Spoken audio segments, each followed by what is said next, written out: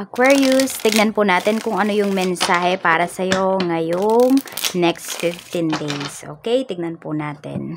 Keep in mind na ito ay general reading lamang. So, hindi po lahat ay makaka-relate. So, be open-minded. Sa mga hindi pa po nakasubscribe dito sa ating channel, please subscribe na po kayo. And pa-like na din po ng ating video. At sa mga nais pong mag-avail ng ating private readings, Lucky Stones and Amulet, makikita nyo po yung link sa description box below. Tarot Intentions by Aliana Reyes. Okay, tignan natin kung ano po yung mensahe para sa'yo. Your energy.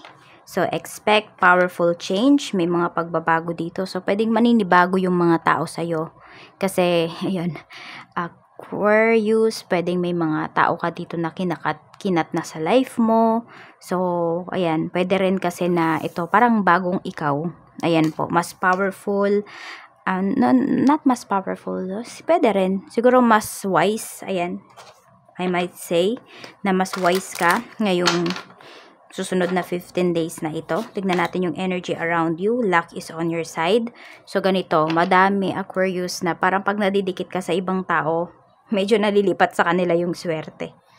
Okay, or nababahagian mo sila ng swerte. So, you protect your energy here. Okay? Ayan, so maybe you are dealing with Sagittarius. Ayan, Sagittarians. Ngayong week na ito. And maganda naman yung energy. Pwedeng sabihin natin na nagbibigayan kayo ng lakas, ng energy ng tao na ito. Ayan, or ng mga tao sa paligid mo. Okay? Tingnan natin kung ano pa yung mensahe para sa'yo. Saan ka ba dapat mag-focus? May mga tao dito na paghihingian ka ng pabor, hindi ka nila tatanggihan. Check natin saan ka dapat mag-focus. Saan po dapat mag-focus si Aquarius? We have Princess of Swords. Okay.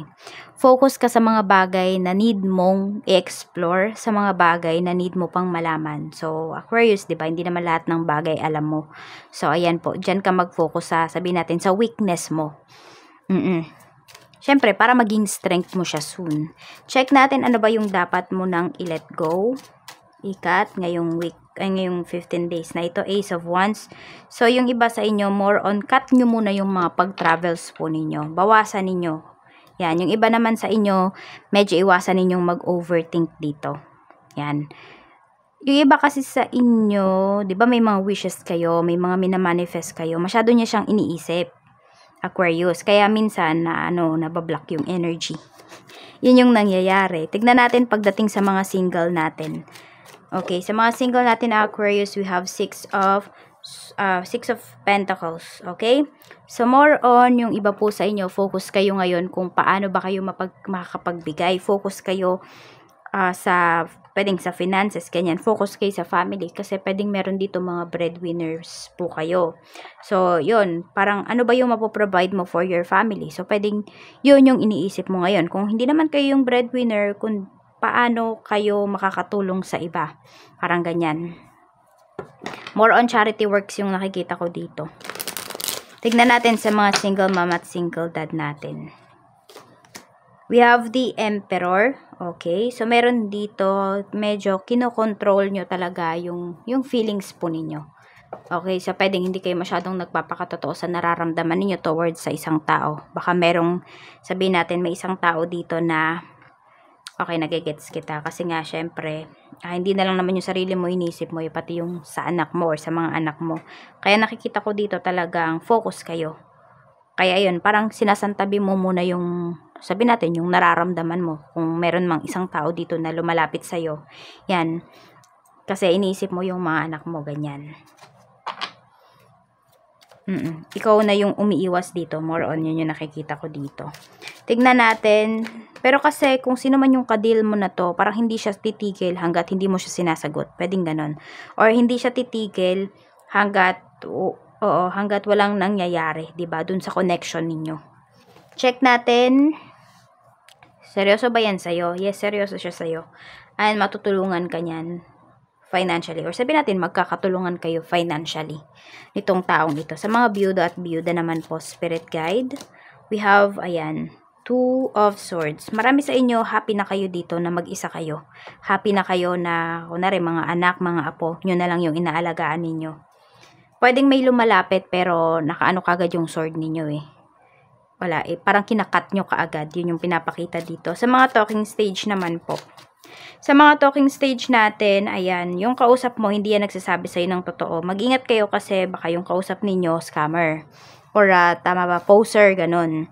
So, tignan nyo din yung mga signs. Okay, huwag kayo basta-basta maniniwala po agad-agad. Mapaling na naman yung ano natin eh. Yung camera ba? Yan siya umayos, yung stand kasi. So, ayan, tignan natin. Sa mga dating stage naman po. Okay, mga dating stage natin, seryoso sa'yo yung taong yang ka-date mo. Looking forward pa siya kung saan ba mapupunta yung pagde-date ninyo. Sa mga no contact naman po, sa mga in separation. Tama, in separation, no contact.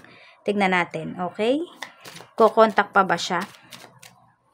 Kukontak pa ba siya, busy yung person mo. Pero alam mo, pag nagpapaka-busy po yan. Pero wala pa siyang wala pa siyang gagawin dito para kumontak sa'yo. Pero sobrang nagpapaka-busy yung taong to para hindi kanya maalala. So, ikaw lagi laman ang isipan niya. Halos pag wala na siyang ginagawa, ikaw pa rin nasa isipan niya, hindi siya makatulog. Pinabagabag siya ng konsensya niya kung siya man yung nang iwan sa'yo. Tignan natin sa mga in a relationship po, we have page of, Princess of Wands. Tapos meron tayong Six of Cups. Okay, so miss na miss ka na ng person mo. Yan, nagkatampuhan ba kayo? Or may mga plans kayo dito together pero hindi siya matutuloy. So, ayan, pag-usapan nyo na lang po. Maintindihan naman niya. Parang maintindihan naman niya yung kalagayan mo. Sa mga married naman po na Aquarians, tingnan natin. We have the Empress. Okay, so pwedeng may mabubuntis dito. Kung pwede pa kayong mabuntis ha, pwede. Or meron kayong sisimulan dito na project ng asawa mo together. Hindi baby. For some of you, baby. Yung iba naman sa inyo, hindi. Princess of Cups. Okay?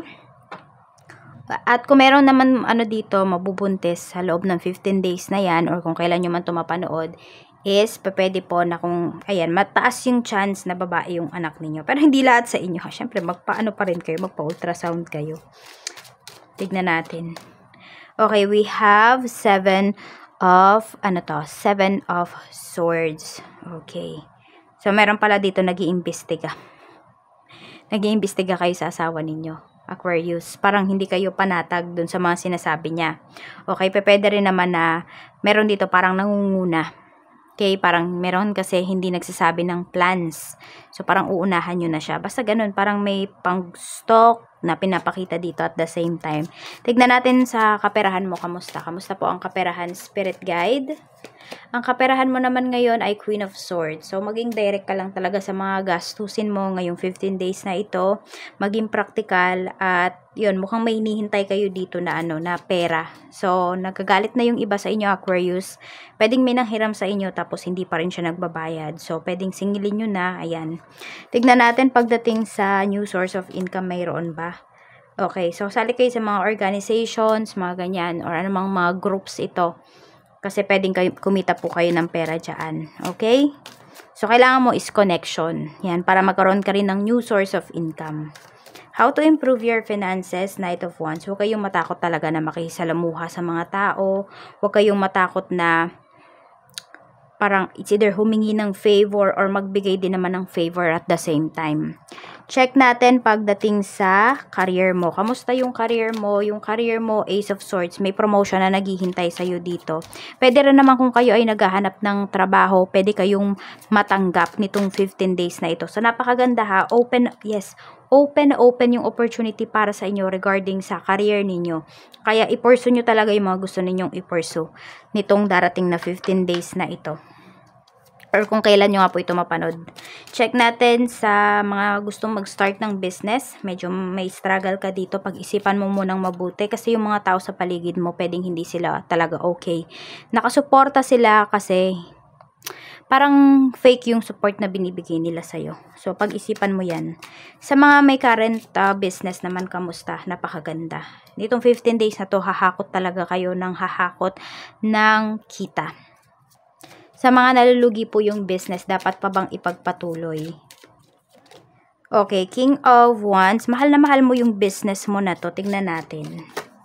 Okay, pinag-iisipan mo, medyo naguguluhan ka. The Hermit, pagfokusan mo.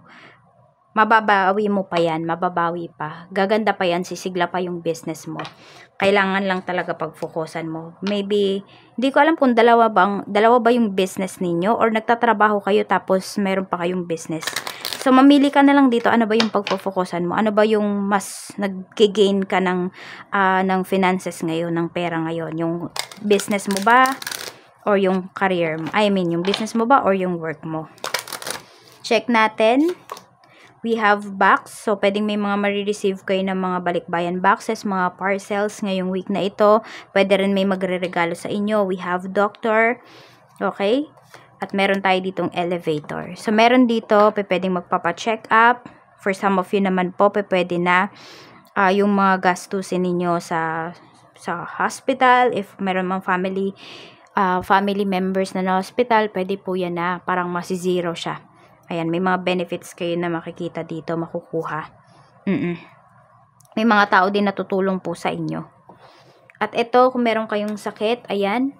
So, mahihil nyo po yan. Some of you kasi pwedeng may healing hands kayo.